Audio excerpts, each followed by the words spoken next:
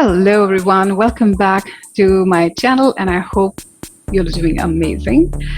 Well, so today I would be talking about this topic that is what to do when I'm confused and I need to make a decision.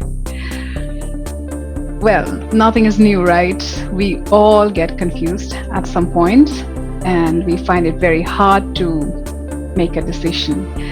And the decision becomes all the more harder when you have so many choices in front of you. And when I say choices, it is like many. So it could be like deciding on a partner. It could be like deciding on a career option. It could be deciding on what to buy, even. It could be deciding on what do I do? Is this, it could be even hiring a coach. Should I go for this coach? Should I go for that coach? And it could also be, while you decide something for your children, whether this school would be good and that school would be good. I mean, we have no dearth of options. Options are always there. And I think because of these options, we get blinded. We are unable to choose and decide. But is that the case? Is it because of the options that we get blinded? Well, my experience says it's not because of the options. It's because something which has to do with us.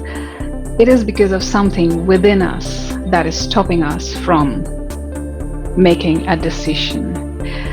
And that is indecisiveness. And we are getting confused because we are getting trapped in our mind, trying to figure out, trying to analyze things, trying to paralyze it. Okay. Well, I'm not against, the data and the ways of consultants and everyone, they kind of make an analysis and predict, and all of that is absolutely good, and I am not talking about that at all. That is very different. What I'm saying is, when you have so many options and you've kind of decided, it could be related to hiring a candidate as well.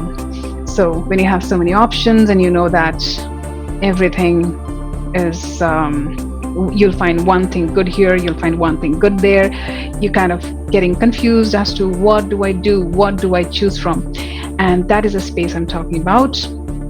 Once you've gone through everything, and you have to look within, actually, that what is it that is happening inside of me. There could be a couple of things, and getting aware of that is more important, because let me tell you, there's nothing wrong in the options. Nothing. Every option brings in some goodness, and every option has something which is not so good, which may not resonate with what we think is to be right, true, but match our expectation. So it's always good to look within.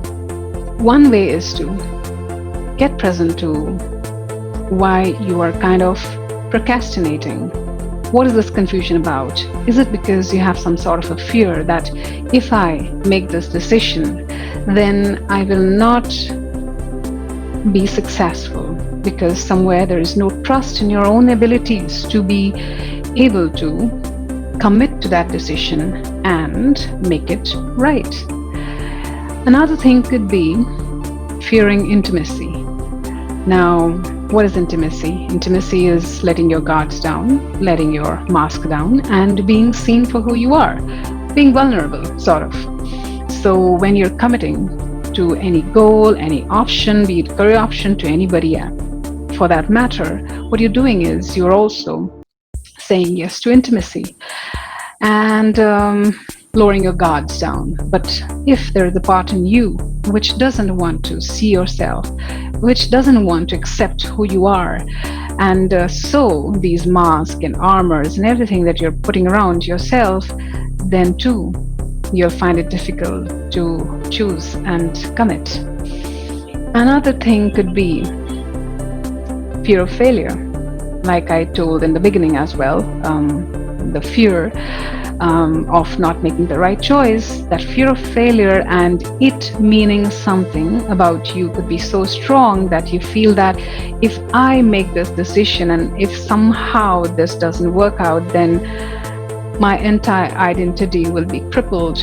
And nobody likes to be in a zone where you are kind of in a pain state, in a victim state, where you're at the receiving end of things, and the entire world will like point fingers at you. Nobody wants to be in that state.